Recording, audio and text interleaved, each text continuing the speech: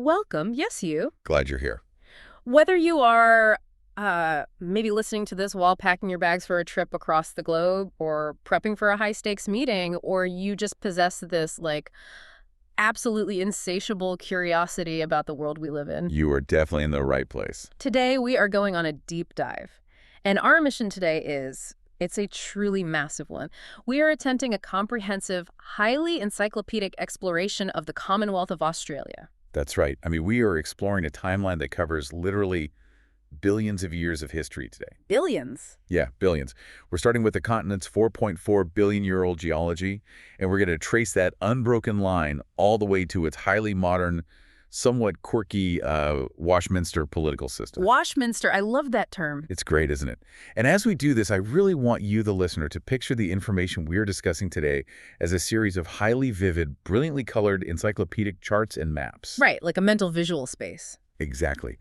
We are going to design a visual space in your mind where the massive, arid center of the continent is painted in this stark, characteristic burnt orange, surrounded by these thin, vibrant, emerald green fringes right along the coast. I love that framing.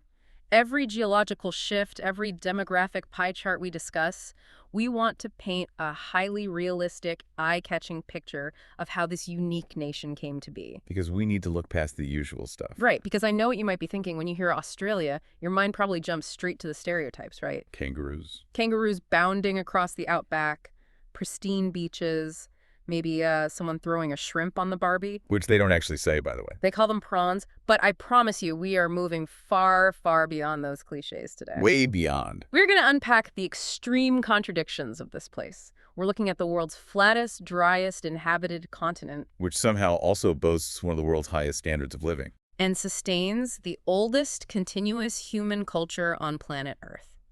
It is a massive puzzle, and we are going to solve it alongside you.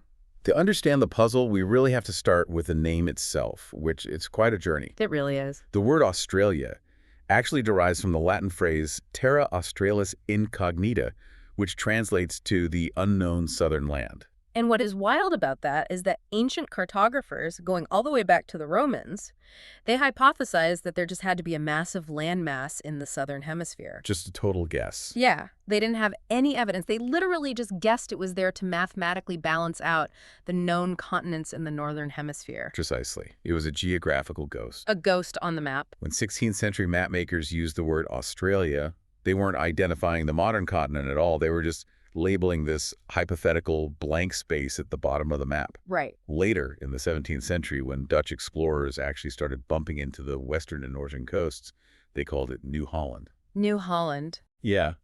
It wasn't until a British explorer named Matthew Flinders circumnavigated the continent in 1803 that the name Australia really began to enter the public consciousness. Though it's funny, when Flinders published his massive account of the voyage in 1814, the British establishment still forced him to use the old term terra australis. They were stubborn. They weren't quite ready to let the old maps go. Right, but the momentum was building on the ground.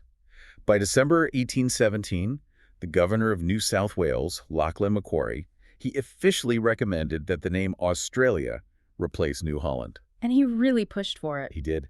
The British Admiralty finally adopted it in 1824, and by 1828, the British Parliament was using it in official legislation. And today, colloquially, locals often just call it Australia or, the famous moniker Down Under. Down Under. Okay, so that is how the mapmakers named it. But let's talk about the physical land itself. Because here is where it gets incredibly fascinating. It really does. Yeah. The geological age and stability of this continent dictate absolutely everything else that happens on it. Australia lies entirely within its own tectonic plate, the Australian plate. Which means it completely lacks the major mountain-building tectonic collisions or active mainland volcanoes that you see churning up the Earth on other continents. Right. It is geologically very stable, though it is currently drifting northeast at a rate of about 6 to 7 centimeters a year. Slowly colliding with the Eurasian and Pacific plates. Exactly. And that continental drift actually causes some intertectonic stress, which leads to occasional earthquakes, like the deadly Newcastle earthquake in 1989. But structurally, the bedrock you are standing on is unbelievably old. Unbelievably old. When you say old, we need to put that in perspective for you. The oldest zircon crystals ever discovered on Earth have been found in the Yilgarn Craton in Western Australia. And how old were they? They date back a staggering 4.4 billion years. Wow. The Earth itself is only about 4.5 billion years old. So when you walk in certain parts of Western Australia, you are practically standing on the original cooling crust of the planet. You really are. But here's the paradox we promised. Okay. Even though it has these ancient geological roots, about 80% of Australia's surface is covered by sedimentary rocks and soil that are less than 250 million years old. So what does this actually mean for the geography? Well, because there is no new mountain building or active volcanism to push up the Earth and recycle minerals, the continent has basically just been sitting there, weathering away. Just eroding. Yes, it is incredibly flat, and its soils have been heavily leached by rain for millions of years, making them profoundly nutrient poor. And when we say flat, we mean flat. Mount Kosciuszko is the highest mountain on the mainland, and it is only 2,228 meters high. Which is nothing compared to global mountain ranges. Right. For anyone listening near the Rockies or the Alps or the Himalayas, a 2,000-meter peak is practically just a large foothill. Just a bump. This profound lack of elevation makes it the world's flattest and driest inhabited continent. The average annual rainfall is a mere 470 millimeters. 70% of the country is strictly classified as arid or semi-arid. If we connect this ancient geology to the broader ecological picture, this stability directly creates a flat, slow-moving river system. Take the Murray-Darling River Basin, for instance. Okay, picture this in your head. Because the land is so perfectly flat and the climate so unforgivingly arid, the rivers move sluggishly. The water evaporates quickly under the intense sun, leaving behind trace minerals. And over millions of years, this leads to a massive buildup of salt on the land. High soil salinity combined with nutrient-poor dirt dictates absolutely everything about this continent. It dictates what vegetation can grow. Which in turn dictates what animals can survive. Which ultimately dictates where humans can live. It's a domino effect started billions of years ago. And yet, right next to this incredibly dry, flat, salty landmass sits the Great Barrier Reef, the world's largest coral reef system, extending over 2,300 kilometers long. Think about that visual contrast again. Yeah, you have this brilliant, hyper-colorful explosion of vibrant marine life bordering a sun-baked, ancient, arid interior. It is an ecological duality that exists nowhere else on Earth. And that ancient, nutrient-poor landscape we just described leads us perfectly into understanding the continent's wildlife. Because when you isolate a harsh, ancient landscape for millions of years, nature does some incredibly weird and wonderful things to survive. Australia separated from Antarctica about 35 million years ago. Meaning its wildlife has been on a solitary evolutionary path for a very long time. This isolation creates massive endemism. Because of this geographic quarantine, 94% of Australia's amphibians, 93% of its reptiles and flowering plants, and 69% of its mammals are entirely endemic. That means if you pick up a lizard or look at a wildflower in the outback, there is an overwhelming probability that species does not exist naturally anywhere else in the universe. It is a literal evolutionary time capsule. And the adaptations these species have developed are perfectly tuned to that harsh, salty, nutrient-poor environment. Let's look at the flora. Plants like the acacia and eucalyptus have spread over much of the continent. They have adapted to the poor soil and their frequent devastating bushfires. Their leaves are sclerophyllous, which means they are hard, long-living, rich in carbon, but poor in actual nutrients. They don't just survive in fire-prone environments. Many of them actually require the intense heat of a bushfire to crack open their seed pods and reproduce. So plants are tough, toxic, and offer very little energy. This means the animals had to figure out how to survive on a really low nutrient diet. And this is where the famous marsupials come into play.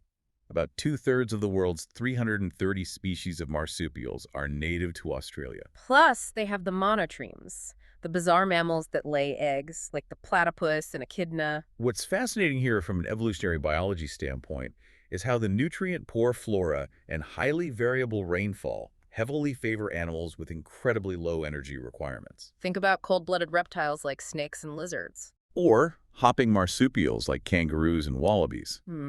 We tend to think of hopping as just a quirky way to move, but biomechanically, hopping is actually a highly energy-efficient way to travel massive distances. Because when a kangaroo lands, its tendons act like rubber bands. Right. Exactly. storing the energy of the impact to bounce them back up. They can cover huge stretches of arid land looking for scarce food and water, while burning a fraction of the calories a four-legged running mammal would use. And then there's the koala. The koala is a rare exception because it actually specializes in feeding on those low-nutrient, highly toxic eucalyptus leaves. It's an ecological niche nobody else wanted. But to survive on such a terrible food source, the koala basically has to sleep up to 20 hours a day just to conserve energy, while its specialized gut slowly ferments and detoxifies the leaves. Most other animals in Australia either require very low energy overall, or they bypass the leaves entirely and survive by feeding on nectar and pollen, like the tiny honey possum.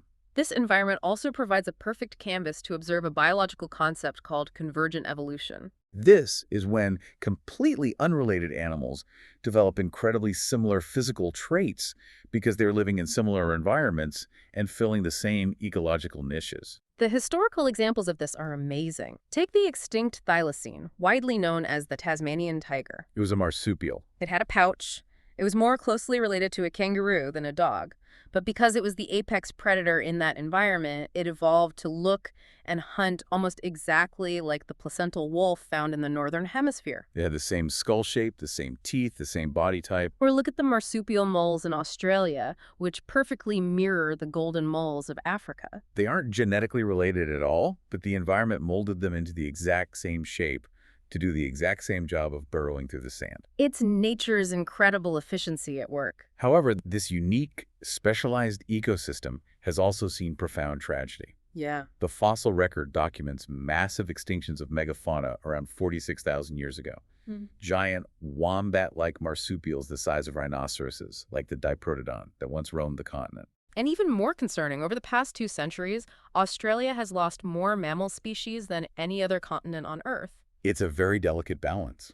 An ecosystem this isolated and specialized is highly vulnerable to rapid climatic changes or introduced placental predators like feral cats and red foxes, which have decimated small marsupial populations. But it's crucial to understand that this delicate ecosystem wasn't just left alone to run wild.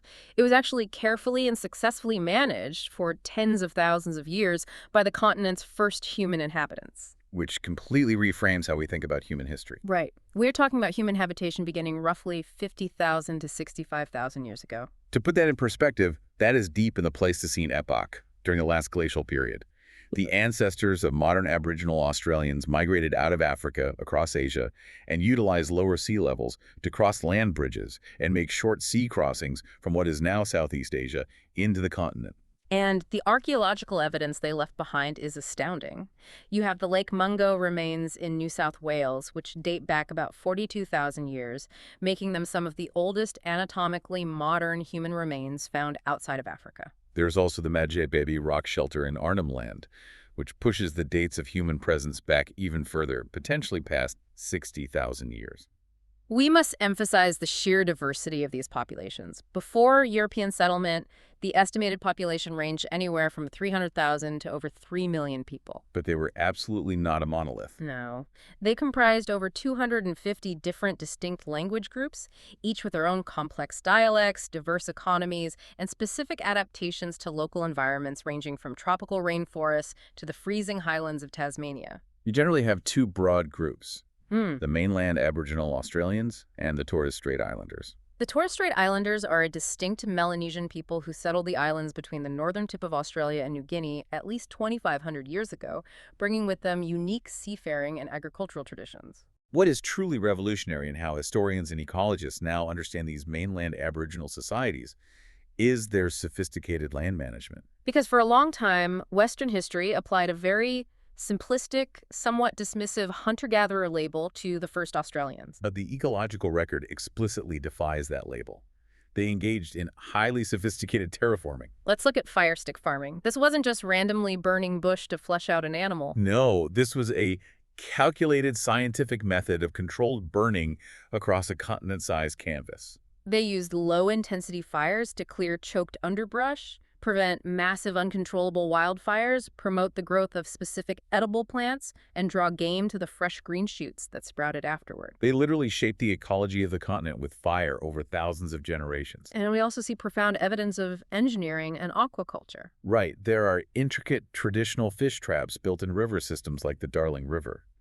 Complex stone walls designed to corral fish depending on the water levels. They built semi-permanent stone shelters in colder regions. In some areas, they were essentially engaging in early agriculture, harvesting native yams and grains. Furthermore, by the mid-18th century, long before the British arrived, they had established international trade networks. Aboriginal groups in northern Australia, like the Yungu, were actively trading and cross-culturally engaging with Makassar trepangers. Fishermen who sail down annually from present-day Indonesia to harvest sea cucumbers. So how did they pass down this incredibly complex knowledge of ecology, engineering, and law over 60,000 years without a written alphabet? The answer lies in the profound concept of the dreaming. The dreaming is the foundational underpinning of their entire civilization. It's often deeply misunderstood by outsiders as merely a religious framework or a collection of creation myths, but it's so much more. Maintained through a rigorous, highly disciplined oral tradition of songs, dances, and art, the dreaming functioned as the absolute framework for societal law, ecological survival, and land management. It was a mental map. The songlines literally told you where the hidden water sources were across hundreds of miles of desert, when to burn the land, what animals were sacred and could not be hunted during specific breeding seasons, and how to relate to your neighboring tribes. It's a vast encyclopedia encoded in song and art. Speaking of art, there are over 100,000 known rock art sites scattered across Australia. That is a visual record showing deep, uninterrupted historical continuity. Imagine standing in a rock shelter in the Kimberley or Kakadu and looking at a painting of an animal that went extinct 40,000 years ago, painted by the direct ancestors of the people who still live in and manage that exact area today. It is profound, continuous connection to the land. But this ancient, carefully managed ecosystem and the diverse societies that maintained it were about to face a catastrophic collision. A collision with an expanding European empire, completely altering the trajectory of the continent. Let's unpack how the rest of the world stumbled upon a continent that was already thoroughly inhabited and managed. The European arrival didn't happen all at once. It was a slow, tentative process. Dutch navigators, working for the Dutch East India Company, began making documented landings on the western and northern coasts, starting in 1606 with Willem John Zoon. Over the 17th century, they mapped these rugged, arid coastlines, naming the landmass New Holland. But they found it inhospitable for trade and didn't attempt to settle. It wasn't until a century later, in 1770, that the British explorer Captain James Cook sailed the HMS Endeavour along the much more lush, temperate eastern coast. He mapped it, named it New South Wales, and claimed the entire eastern seaboard for Great Britain under the legal fiction of terra nullius land belonging to no one. And Britain had a very specific and frankly desperate purpose in mind for this new claim. Following the American War of Independence, Britain lost its American colonies, which is where they traditionally transported their excess convict population. Their domestic prisons and prison hulks floating in the Thames were overflowing. So, in 1786, the British government announced a radical solution. They would establish a penal colony at the end of the earth in New South Wales. This plan culminated on January 26, 1788, when the first fleet, commanded by Captain Arthur Phillip, arrived at Sydney Cove in Port Jackson. They raised the Union flag, unloaded a mix of Marines, officers, and convicts, and began to carve a settlement out of the sandstone and eucalyptus. That date of arrival eventually became the national holiday Australia Day, though its meaning is highly contested today given the consequences of that landing. You have to picture the harsh reality of early Sydney.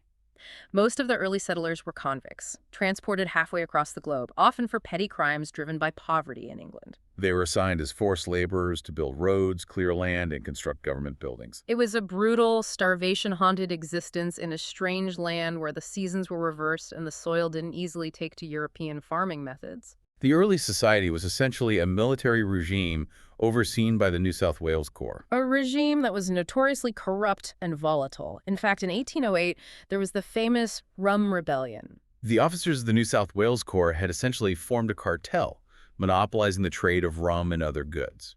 When the British government sent Governor William Bligh, the same William Bligh of the Mutiny on the Bounty fame, to rein them in, the military literally marched on Government House, arrested Bligh, and overthrew the governor in a military junta. It took years and the arrival of a new governor with his own regiment to restore order. It took decades of social and economic reforms to transition this chaotic penal colony into a functioning civil society with a legislative council and a Supreme Court. And as this European footprint expanded, we have to look objectively at the severe impact this colonization had on the first Australians.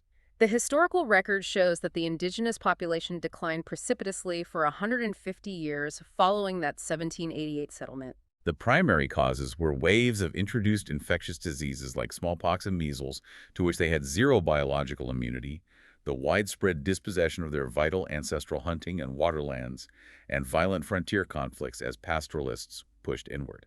It was a devastating demographic collapse. And we should note, observing the historical debate objectively, that many historians argue the nature of these frontier conflicts and the deliberate dispossession of land included acts of genocide by settlers. While the terminology is debated among scholars, the undeniable fact recorded in the history is that surviving Indigenous peoples were pushed to the margins of the new society. Furthermore, from the late 19th century through the mid-20th century, policies were enacted by various governments to forcibly remove Aboriginal children of mixed descent from their families to assimilate them into white society. A deeply traumatic era known as the Stolen Generations. While this devastation was occurring, the European colonies were expanding rapidly.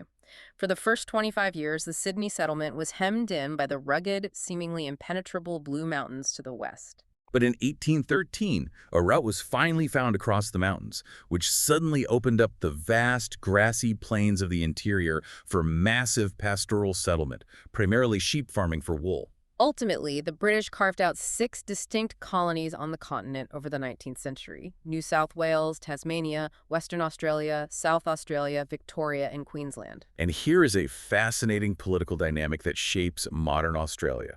Not all of these colonies shared the same origin story. South Australia and Victoria, for instance, were founded as completely free colonies by private settlement companies and deeply prided themselves on never accepting transported convicts. Western Australia started as a free colony, but later voluntarily accepted convicts to address a crippling labor shortage. This mixed origin story, some penal, some free, created very distinct regional identities and rivalries across the continent that still echo today. If we look at the labor history of this period, it is incredibly complex and often grim as these colonies desperately tried to find people to work this massive land.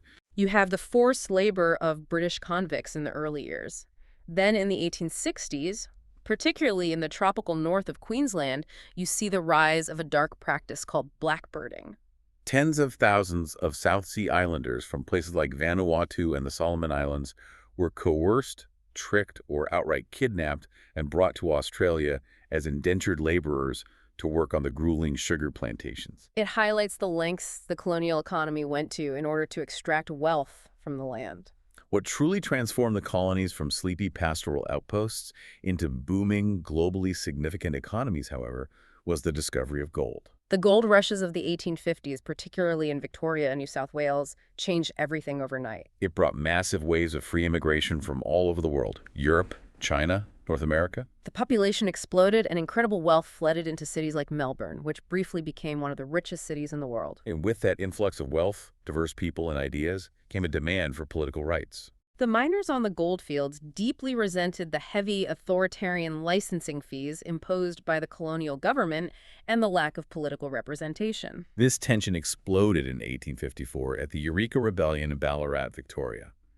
Miners, led by Peter Lalor, built a crude wooden stockade, raised their own flag, and swore an oath to stand truly by each other to defend their rights and liberties. The colonial military violently crushed the rebellion at the Eureka Stockade, killing over 20 miners. However, the public outrage that followed forced the government to back down, acquit the rebel leaders, and grant the miners the right to vote. That rebellion, along with the growing economic power of the colonies, fueled a shared desire for self-management across the board. Between 1855 and 1890, the British government relented, and all 6 colonies individually gained responsible government. They were managing most of their own internal affairs, passing their own laws, and expanding voting rights, including pioneering women's suffrage in places like South Australia by the late 1890s, while still remaining loyal parts of the British Empire. But as they grew closer to the 20th century, these 6 distinct self-governing colonies realized that having 6 separate colonial armies, 6 different railway gauges where you had to change trains at the border, and 6 sets of competing tariffs was a highly inefficient way to run a continent. They needed to unite for defense and economic survival. Which brings us to the complex process of forging a modern nation. Uniting 6 rival colonies was not easy. It took a decade of intense political planning, constitutional conventions, and hard-fought public referendums in each colony. But they finally achieved it. The colonies federated on January 1st, 1901.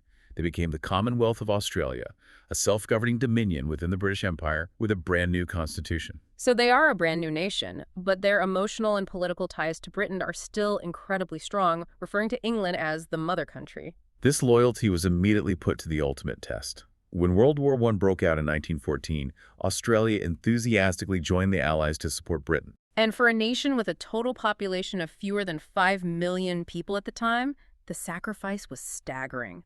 Of the 324,000 men who volunteered and served overseas, about 60,000 were killed and over 150,000 were wounded. The psychological impact of World War I on this young nation cannot be overstated. Specifically, the 1915 Gallipoli campaign in Turkey. The Australian and New Zealand Army Corps, widely known as the ANZACs, landed on the beaches of Gallipoli and suffered a grueling, tragic defeat over 8 months. But culturally, many Australians regard this tragic campaign as the baptism of fire that truly forged the new nation's identity on the world stage. It birthed the Anzac legend, a mythos centered on endurance, courage, ingenuity, and deeply loyal mateship in the face of impossible odds. It is commemorated every year on April 25th, Anzac Day, which arguably holds more solemn national importance than Australia Day. But if World War I forged their emotional identity, World War II fundamentally and permanently altered their geopolitical reality. In early 1942, the unthinkable happened. The massive British naval fortress of Singapore, which Australia had relied upon as an impenetrable shield against Asian expansion, fell rapidly to the Japanese military. Suddenly, the shield was gone. And the threat became immediate. Shortly after the fall of Singapore, the Japanese launched a massive, devastating bombing raid on the northern Australian city of Darwin. Over the next year and a half, the Australian mainland was subjected to over 100 more air raids, and Japanese submarines even entered Sydney Harbour. This is a crucial, absolute pivot point in Australian history. For a century and a half, Australia had relied entirely on the British Royal Navy for protection. The sheer shock of the fall of Singapore, combined with the terrifying physical vulnerability of their isolated continent being directly attacked, forced a monumental shift in foreign policy. The Australian Prime Minister, John Curtin, made a historic declaration stating that Australia looked to America free of any pangs as to their traditional links or kinship with the United Kingdom. They realized Britain, battered in Europe, could no longer protect them. They turned their strategic reliance entirely to the United States. That strategic pivot was formally cemented after the war in 1951 with the signing of the ANZ-US Treaty. This pact locked Australia, New Zealand, and the United States into a mutual security alliance that remains the absolute bedrock of Australian defense policy today. And the deep vulnerability they felt during the war led to another massive post-war shift, a radical change in immigration. The government adopted a stark, urgent slogan: populate or perish. They looked at their massive empty coastline and believed they desperately needed a much larger industrial population to defend the continent against future threats and to grow the economy. This required dismantling long-held policies. Up until this point, immigration was heavily restricted by a piece of legislation foundational to the 1901 Federation, informally known as the White Australia Policy. This policy used dictation tests and other means to effectively bar non-European, particularly Asian, migrants. But post-WWII, the need for labor was so great that they started bringing in massive waves of new Australians from continental Europe. Hundreds of thousands of Italians, Greeks, Dutch, and Eastern Europeans displaced by the war. And it didn't stop there.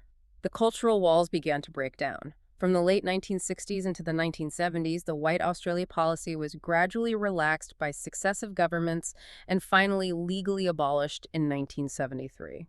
This historic shift completely opened the doors to global immigration, especially welcoming massive numbers of migrants from Asia and the Middle East. Over the next few decades, this completely transformed the demographic makeup of the country, turning it from a homogenous British outpost into a highly vibrant, cosmopolitan, multicultural society. Concurrently, the post-war era saw major, long-overdue shifts in Indigenous rights. In 1967, a monumental national referendum was held.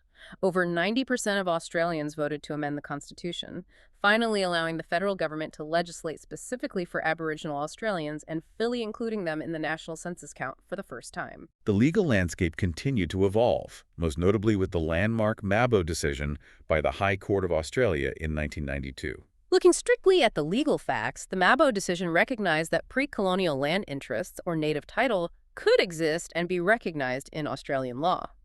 It legally overturned that foundational 18th century concept of terra nullius, the legal fiction that the land belonged to no one at the time of European settlement. It was a massive reshaping of the country's legal relationship with its first peoples. From a broader governance standpoint, late 20th century Australia continued to legally sever its final lingering ties with the United Kingdom. The 1986 Australia Acts, passed simultaneously in the UK and Australia, removed the last remaining constitutional links, ending the ability of the UK Parliament to legislate for Australia and ending appeals from Australian courts to the British Privy Council, making Australian law fully independent. Though interestingly, they didn't go all the way to a republic. Right. In a 1999 national referendum, the public was asked if the country should become a republic with a president appointed by Parliament.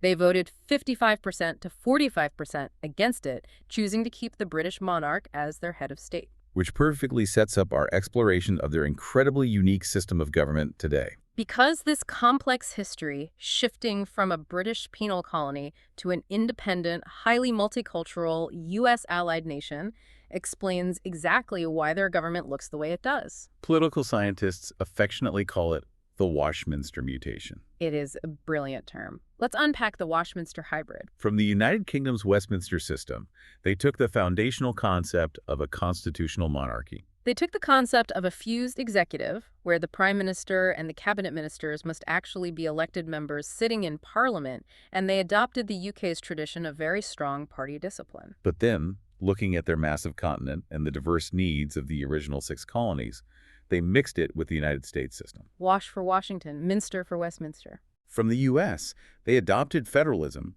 strictly dividing power by a written constitution between the federal government in the capital, Canberra, and the 6 state governments. Most importantly, they adopted a powerful elected upper house called the Senate. Just like in the U.S., the Senate is designed to protect the states, so all original states have equal representation, 12 senators each, regardless of whether they have 8 million people like New South Wales or 500,000 like Tasmania. Exactly. So King Charles III is the monarch, represented domestically by a governor-general. Now, normally the Governor-General acts simply as a ceremonial figurehead, cutting ribbons and signing bills on the strict advice of the Prime Minister.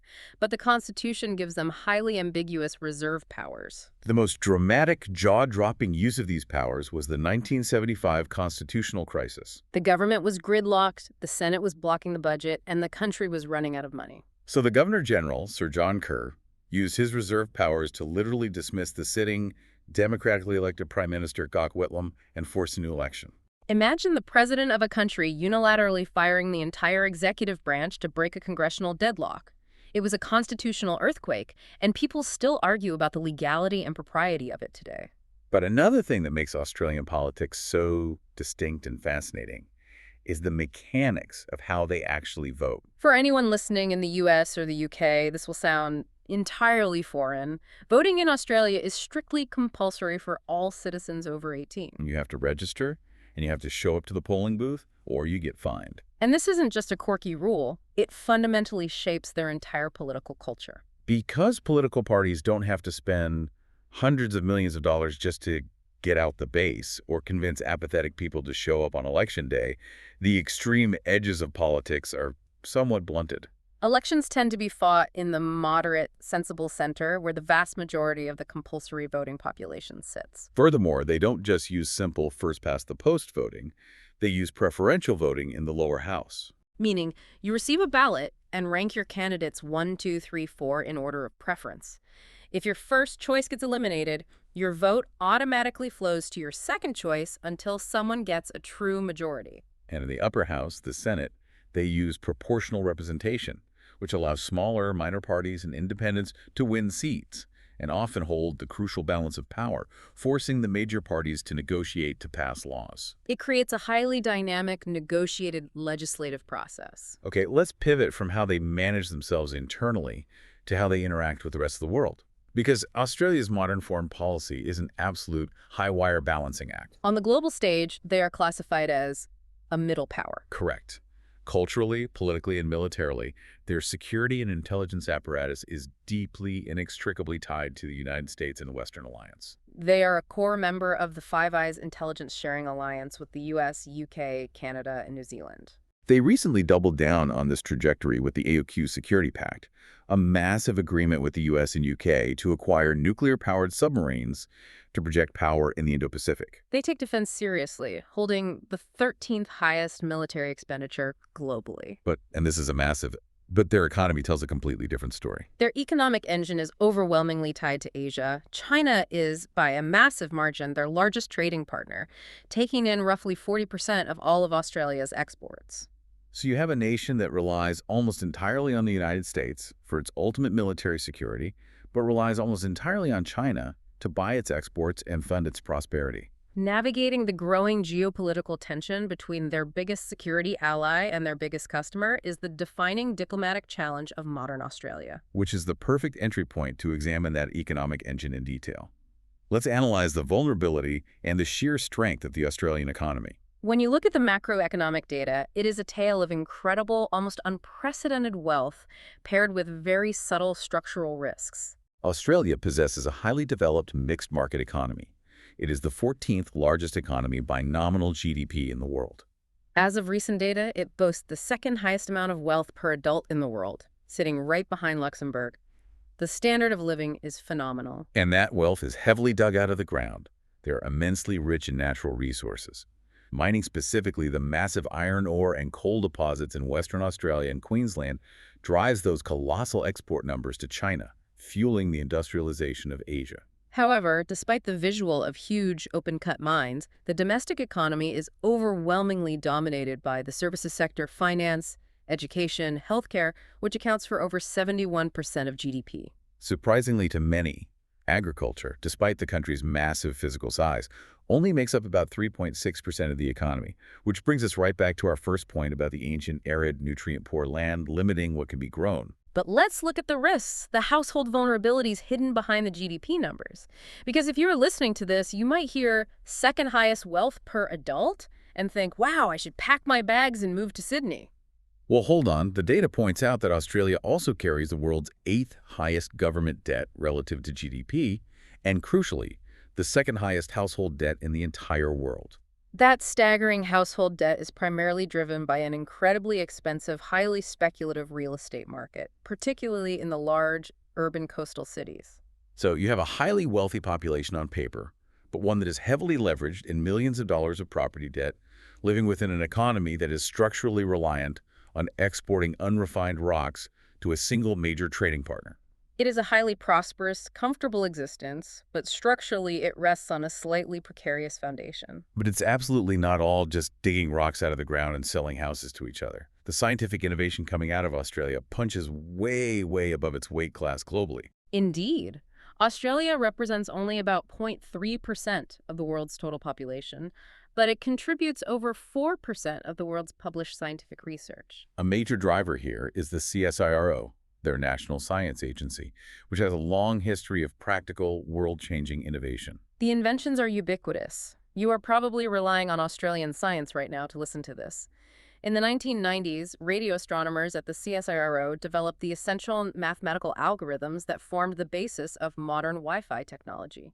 Going further back in the 1950s, an Australian scientist invented atomic absorption spectroscopy, which revolutionized modern chemistry by allowing precise measurements of trace elements. And on a practical, everyday level, Australia developed the world's first commercially successful polymer banknote in the 1980s. That highly durable, counterfeit-resistant plastic money is now used in dozens of countries around the world, from Canada to the UK. This incredible economic wealth, combined with a highly developed education system and high standard of living, acts as a massive global magnet, pulling people from all over the world. Which leads us to look at the people themselves, the demographics, the cities, and the reality of modern multiculturalism. Let's bring back our mental visualizer for a moment. Imagine a heat map showing population density. Australia has a population of roughly 28 million people. If you took those people and spread them out evenly across the entire continent, the density would be incredibly sparse, only 3.4 persons per square kilometer. It would look completely empty. But they absolutely aren't spread out. That is the great myth of the outback. People picture Australians living in isolated homesteads in the red dirt. Exactly. The reality is that Australia is one of the most highly urbanized countries on Earth. Over 67% of the entire population lives in just a handful of major metropolitan areas, and over 95% of the population lives within 100 kilometers of the coast. We have to explore the sheer geographic necessity of this clustering. The harsh, arid, fiery, salty interior that we explored earlier essentially pushes the human population outward, centrifugally, toward the temperate fringes of the continent. It creates these massive, hyperdense, highly developed urban hubs clinging to the coast of what is otherwise a largely empty, formidable landmass. Sydney and Melbourne are massive, bustling, global megacities, each boasting populations over 5 million people. In fact, central Melbourne is incredibly dense, with a population density exceeding 38 inhabitants per square kilometer in the city center. They are followed by other major hubs like Brisbane, Perth, and Adelaide. And who is living in these towering coastal cities? This is where the post-WWII history of the populate or parish era really shows up in the modern data. A staggering 30% of the current Australian population is foreign-born. That represents the 8th largest immigrant population globally, and it is the highest proportion of foreign-born residents among any major Western nation, far exceeding the US or UK percentages. The ancestry demographics are fascinatingly diverse, reflecting waves of historical migration. The top ancestries reported in recent censuses are English, Australian, Irish, Scottish, and Chinese, followed closely by Italian and Indian. In terms of religion, the shifts are equally dramatic. While 43.9% still identify as Christian, reflecting the colonial heritage, there is a rapidly growing segment now at 38.9% who report no religion, reflecting a highly secular modern society that is moving away from institutional religious affiliation. And on the health and education front, the statistics show a mix of extremes tied to their environment and lifestyle. They boast the 5th highest life expectancy in the world at an impressive 83 years, thanks to a robust universal healthcare system called Medicare. But because you have a largely fair-skinned population of European descent living under an intensely harsh southern sun with a thinned ozone layer, they unfortunately suffer the highest skin cancer rate in the world. They also struggle with high rates of obesity, similar to other developed Western nations. On the education front, here is a striking economic statistic. We talked about iron ore and coal, but international education is actually Australia's 3rd largest export. They have the top global ratio of international students per capita. Hundreds of thousands of students, primarily from Asia, travel to Australia to study at its universities, pouring billions into the economy and heavily influencing the vibrant, youthful demographics of those major cities. All of these overlapping factors, the dense coastal living, the massive continuous immigrant influence, the secular, wealthy, outdoor lifestyle have incubated a highly distinctive national culture. Let's deconstruct the Australian ethos. The national identity is frequently defined by a few core concepts: egalitarianism, a deep-seated irreverence for authority, the insistence on a fair go for everyone, and a uniquely intense concept of friendship called mateship. If we trace where that comes from, it makes perfect sense based on everything we've discussed. You have a society forged in a brutal, unforgiving natural environment that required cooperation to survive. You have a founding modern history rooted in convict labor, where the rigid aristocratic class system of the British elites was deeply resented and actively rejected. Surviving the early colonial days required you to rely entirely on your peers, your mates, rather than the government. This breeds a culture that absolutely hates pretension. They have a cultural phenomenon called cutting down the tall poppy. If someone acts superior, boasts too much, or thinks they are better than anyone else, society will swiftly mock them and bring them back down to earth. And this anti-authoritarian streak breeds a very distinct sense of humor. Australian humor is famously dry, highly ironic, and endlessly irreverent. It permeates their rapid-fire slang, where almost every word is abbreviated, and it informs their daily interactions. It's a culture that famously uses humor to diffuse tension and refuses to take itself or anyone else too seriously. Let's look at how this unique culture expresses itself in the arts. It spans an incredible, massive spectrum. You have the 100,000 ancient Aboriginal rock art sites we mentioned, telling 60,000-year-old stories. Then you move to the 19th century colonial period with the Heidelberg School of Impressionist painters, who were the first to truly capture the unique, blinding light and harsh colors of the Australian bush, rather than painting it like a gloomy English forest. You have world-class literature, like the complex, pioneering novels of Nobel laureate Patrick White. And globally, Australian performing arts punch way above their weight. Think of the architectural triumph of the Sydney Opera House, the grace of the Australian Ballet, and of course the raw pub rock power of AC/DC. In terms of media and cinema, it's a little-known fact that Australia actually produced what is widely considered the world's first full-length narrative feature film back in 1906, The Story of the Kelly Gang, about their most famous armored outlaw. Since then, the Australian film industry has produced massive international cultural touchstones like Mad Max, which perfectly utilize the stark apocalyptic outback landscapes and the charming fish-out-of-water comedy of Crocodile Dundee. However, on the media side, it is worth noting that Australia has one of the highest concentrations of commercial media ownership in the developed world, predominantly controlled by News Corp, which heavily impacts the diversity of their political press. Now, on to my absolute favorite part of the culture, cuisine. Because the food on the plate tells the entire chronological story of the country's demographics. You start with ancient bush tucker, from the first Australians incorporating kangaroo meat, the citrus punch of lemon myrtle, and native macadamia nuts. Then the British arrive in 1788 and introduce their hearty colonial staples, which eventually evolved into the iconic, ubiquitous Australian meat pie. But then the post-war European migrants arrive and completely revolutionize the culinary landscape. Italian and Greek immigrants brought their espresso machines and cafe culture to cities like Melbourne and Sydney. This obsession with quality coffee eventually led to the invention of the flat white coffee, a specific ratio of espresso and microfoamed milk that has now conquered cafes from London to New York. Combine that intense cafe culture, which also popularized the now global trend of avocado toast, with the heavy, vibrant influence of Asian fusion from newer immigrant waves from Vietnam, Thailand, and China, and you have a modern culinary scene that is a physical, delicious manifestation of their multicultural history. You literally taste the demographic shifts. Finally, we have to talk about sports, because in a highly secular country, sport is almost a national religion. There's a massive participation rate in outdoor activities like swimming, surfing, and cycling, which makes perfect sense when 95% of your population lives near the coast in a sunny, temperate climate. They have distinct, wildly popular local sports like Australian rules football, or AFL, which is played on a massive oval and dominates the culture of the southern states, while the bruising game of rugby league completely dominates the north. And on the world stage, they are absolute titans in cricket, and they consistently host major global sporting events, including the highly successful Sydney 2000 Olympics and the upcoming Brisbane 2032 Games. Sport is the ultimate expression of that Australian ethos we discussed. It is a society that values outdoor recreation, fierce physical competition, and that egalitarian fair-go attitude where anyone can succeed on the playing field regardless of their background. Okay, let's take a deep breath and zoom out.